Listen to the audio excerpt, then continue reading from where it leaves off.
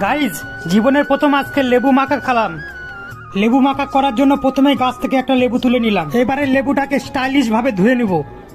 লেবুটারে এবার আগা মাথা কেটে বাদ দিয়ে দিলাম। তারপর পিস পিস করে পাতলা করে কেটে নিলাম। গাইজ, যত পাতলা পিস করতে পারবা ততই ভালো, ততই টেস্টফুল। লেবু কাটা আমার কমপ্লিট। এবার থালের উপর একটা কলার পাতা দিয়ে নিব যাতে দেখতে ভালো লাগে। এবার লেবুর পিসগুলো আস্তে করে সাজিয়ে নিব। এবার দিয়ে দিব হালকা করে লবণ। এবারে দিয়ে দেবো কাশ্মীরি শুকনো লঙ্কার গুঁড়ো। লঙ্কার গুঁড়ো না থাকলে শুকনো লঙ্কা ফুরিয়েও দিতে পারো। এবারে দিয়ে দিলাম ঘুরিয়ে ঘুরিয়ে সরষার তেল। এবার হাতে হলুদ নিয়ে ফু দিলাম যাতে সব জায়গায় উড়ে উড়ে পড়ে। এবারে লেবুর পিসগুলো এই পিষ্টে ও পিষ্টে ভালো করে নাড়িয়ে নিব যাতে মশলাগুলো ভালো করে লেগে যায়। লেবু মাখা আমার কমপ্লিট। এবার চেক করার পালা। কি বলবো গাইস, জীবনে প্রথম খাচ্ছি, একদম অসাধারণ।